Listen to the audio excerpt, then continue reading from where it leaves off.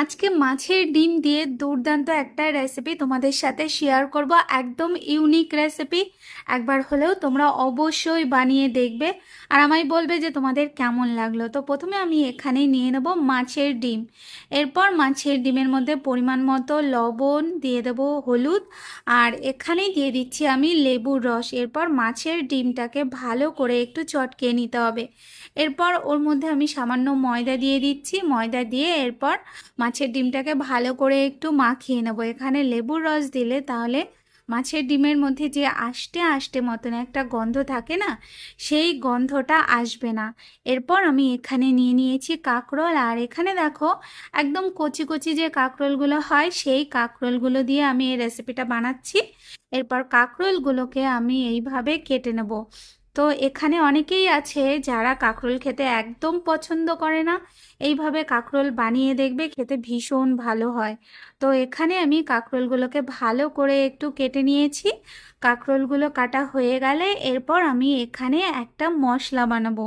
মশলার জন্য এখানে আমি 1 মুঠোর মতন আমি বাদাম দিয়ে দিয়েছি।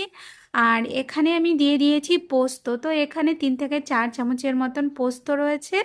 এরপর ওর মধ্যে বেশ খানিকটা কাঁচা লঙ্কা দিয়ে এটার একটা পেস্ট বানিয়ে নিতে হবে।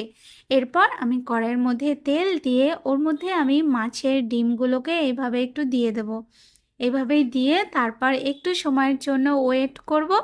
এরপর একটু সময় হয়ে গেলে তারপর মাছের ডিমগুলোকে আমি উল্টিয়ে পাল্টিয়ে ভালো করে একটু ভেজে নেব। 2-3 মিনিটের মধ্যেই দেখবে মাছের ডিমগুলো ভালো মতন করে ভাজা হয়ে গেছে। এরপর মাছের ডিমগুলোকে আমি নামিয়ে নেব।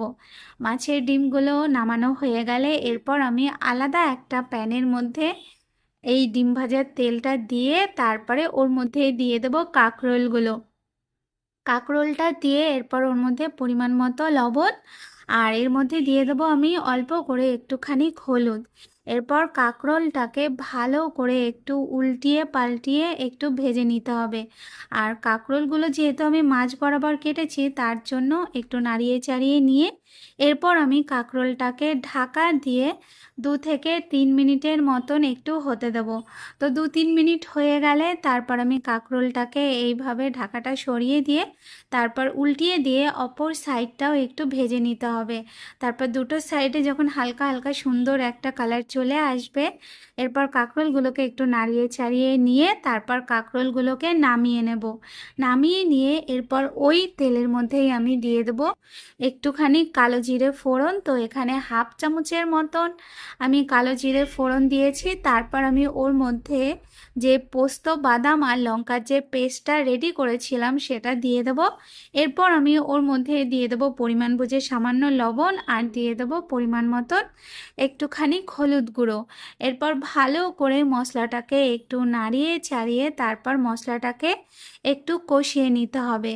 এরপর মশলাটা যখন একটু ফুটে উঠবে তখন আমি ওর মধ্যে যে কাঁকরোলগুলো ভেজে রেখেছিলাম সেই কাঁকরোলগুলো দিয়ে দেব, আর ওর মধ্যে দিয়ে দেব ভেজে রাখা মাছের ডিমটা। এরপর ভালো করে একটু নাড়িয়ে চাড়িয়ে নেব। নাড়িয়ে চাড়িয়ে নিয়ে এরপর ঢাকা দিয়ে একদম গ্যাসটা আস্তে করে দিয়ে এটাকে একটু সময়ের জন্য রান্না করে নিতে হবে। তারপরে একদম মাখা মাখা অবস্থায় এটাকে নামিয়ে নেব। তো এই যে আমাদের কাঁকরোল দিয়ে ডিম পোস্ত একদম রেডি। রেসিপিটা ট্রাই করো আর আমাকে জানিও তোমাদের কেমন লাগলো।